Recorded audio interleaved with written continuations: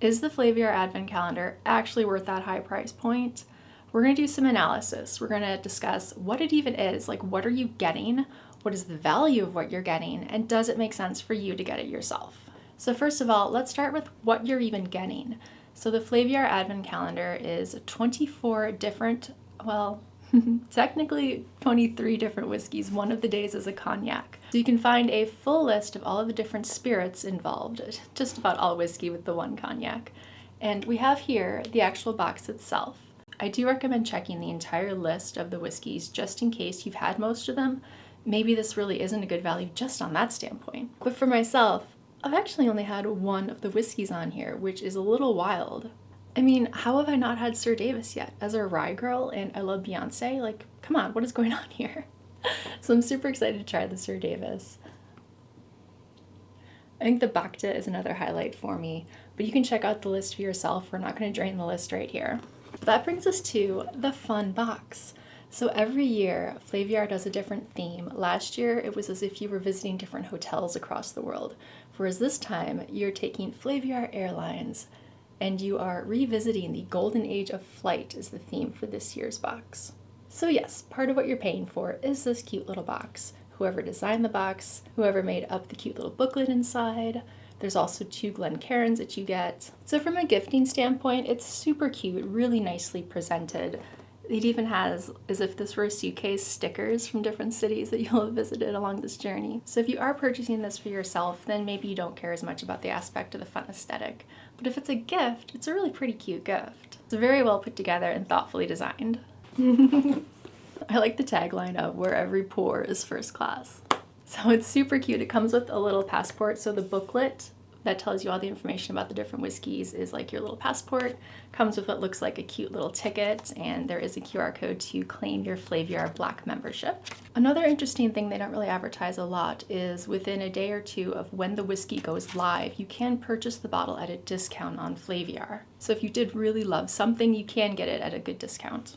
I wonder if they still have the same crazy deal. Last year, if you purchased every single bottle, like all 24 of them, you would get a free version of the Advent Calendar the following year. So in 2024, if you bought all of those, you would have been gifted the 2025 Advent Calendar.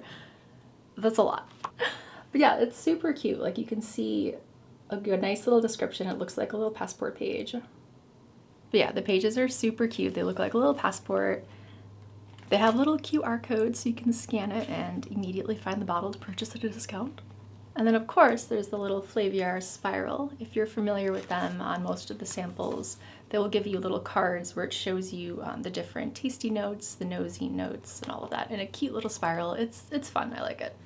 And then the Glencairn for this year is fairly elegant. There's just like a little Flaviar logo.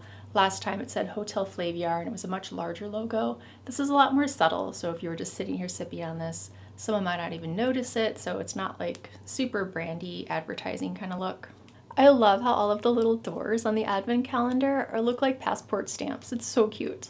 So one other thing you have to consider is logistics. You just have to. You're taking 24 bottles and you're putting them into 24 smaller bottles for all of the different people. Someone designed this, they printed it, they took all those little vials, shoved it inside these little boxes, they put in the Glencairn glasses, they produced this cute little passport booklet. So there is some logistics you're paying for. Now it's a question of, is that worth something to you? Is it a fun, cute little experience that you really don't mind maybe paying a little bit for versus going to a bar and just ordering a pour of these different whiskeys? And that falls into more the personal category where you're trying to decide, is this a value to you? Something may be of value to one person and just not to the other. But now let's get into some hard numbers. So the way I did my analysis was I looked up the price range for each of these different bottles. And there's like the lower end price, like where you'd find it maybe outside of a major city. And then there's the higher end of the price spectrum, where you might find it online if it's a harder to find bottle, or in a larger city where things just cost a little bit more. If you do the math and take the lowest price in that price range for all 24 of these different bottles, you come up with $1,300 worth of value. So from there, if you use the widely accepted formula of how bars will calculate the price per pour, so for a 1.5 ounce pour, fun fact, these are actually 1.7 ounces because they're 50 milliliters, so you get a smidge extra. So it's as if the bartender was pouring it and maybe a little extra fell in. But generally what a bar will do is they'll take the full price of a bottle, like retail price, not what they paid for it, and they will divide it by 5 generally. If you were somewhere where the rent is higher, they have more overhead, staff's more expensive, it could be as much as 1/3 the price, which would be a lot.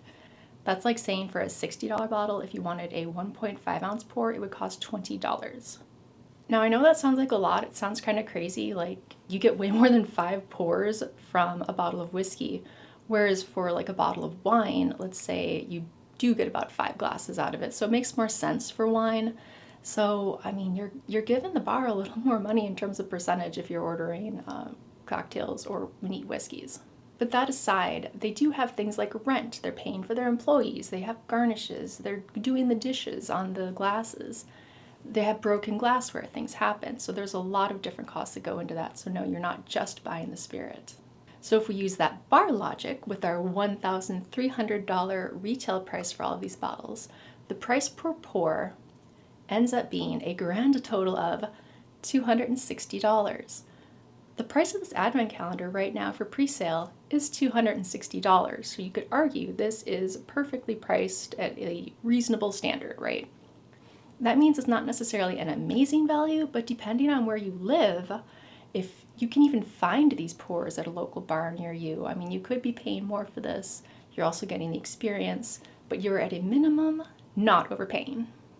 Also worth noting, while I was doing my analysis, I had a hard time even finding pricing examples at a bar or restaurant for a pour of some of these. I couldn't even come up with examples of a few of them, like the Chinese one. I didn't see that listed anywhere. I don't know that I've ever seen a Chinese whiskey listed somewhere except at places with extensive whiskey collections. Like we're talking 500 to 700 different bottles available at the restaurant before you'll see something like a Chinese whiskey. And those places are few and far between. So they really have put together an incredible wide range of whiskeys.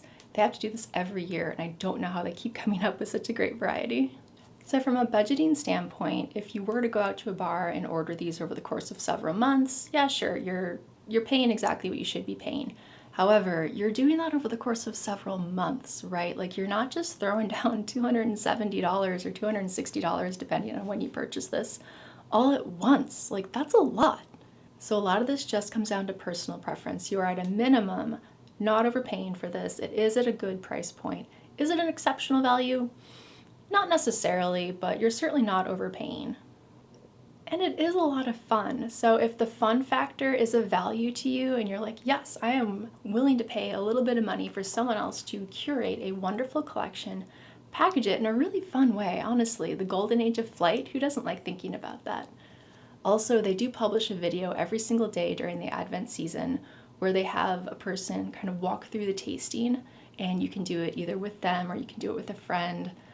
Though for being honest, 1.7 ounces, I don't know if I'm splitting that with anyone. Like, I better really like that person. So you can do a virtual tasting, and the videos are posted, right? So you can do it over time. You don't have to just sit down and do it every single day with them. You can break out this advent calendar and do it over, the course of several months and have this monetarily make sense. But I will say, I enjoy the fun aspect of it. It's a little whimsical, so I don't mind paying for that.